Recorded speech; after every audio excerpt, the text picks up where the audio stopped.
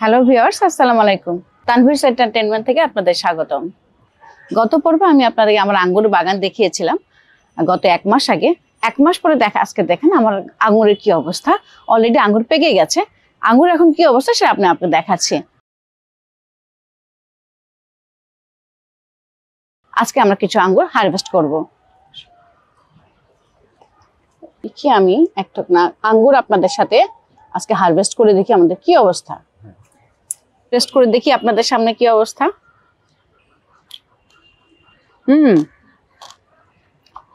যতটা টক ভেবেছিলাম ততটা টক না, ভালোই লাগছে।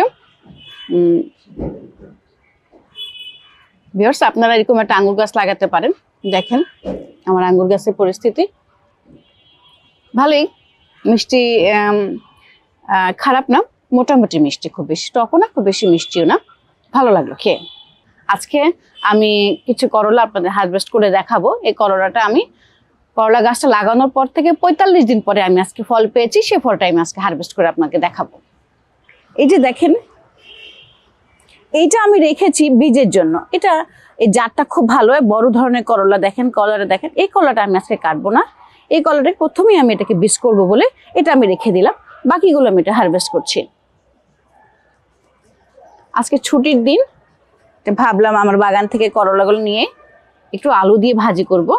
বাচ্চারা খুব পছন্দ করে করলা ভাজি। এটা তো একটা স্বাস্থ্যকর খাবার, এটা সবাই পছন্দ করে।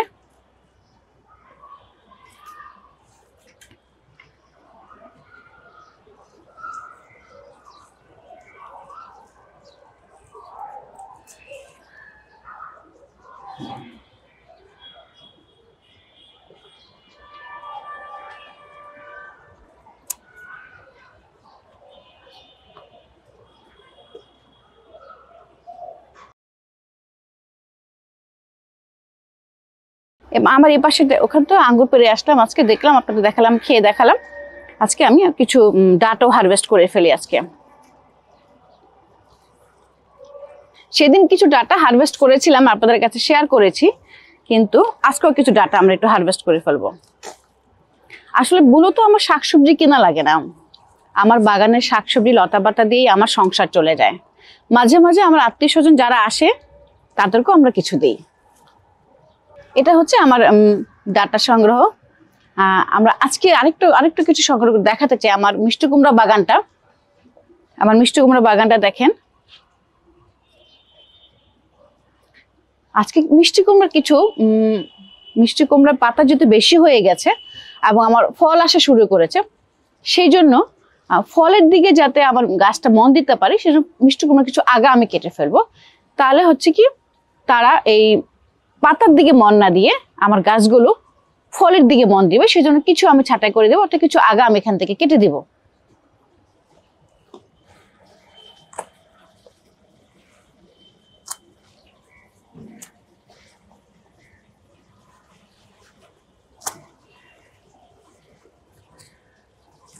আপনারা যারা এটা হারভেস্ট করতে চান, যখন এই পাতাগুলো যখন বড় হয়ে যাবে, কিছু কেটে দিয়ে আপনার সংসারে রান্নাও করতে পারবেন এবং সাথে সাথে আপনাদের গাছের বৃদ্ধিটাও ভালো হবে।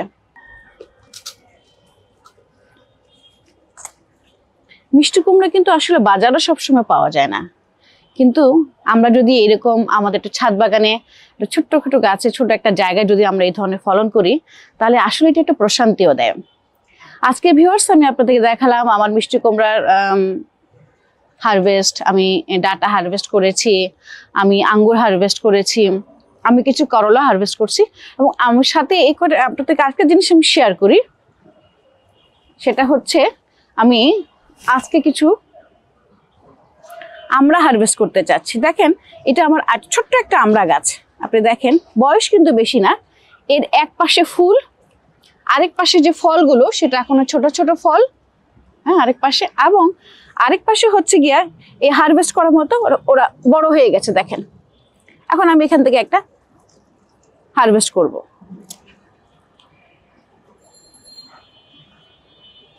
আর বাকিগুলো আমরা আরেকদিন খাবো, আজকে আমরা এটুকু নিয়ে নিলাম। ভিউয়ার্স আসসালামু আলাইকুম, তানভীরস এন্টারটেইনমেন্ট থেকে আপনাদেরকে সব সময় আমরা শুভেচ্ছা জানাচ্ছি। আজকেও শুভেচ্ছা জানাই। আপনারা আমাদের সাথে থাকবেন, লাইক ও কমেন্টস করবেন, আর ছাদ বাগান করবেন। ছাদ বাগান আপনাকে প্রশান্তি দিবে মনে এবং শরীরে। আসসালামু আলাইকুম।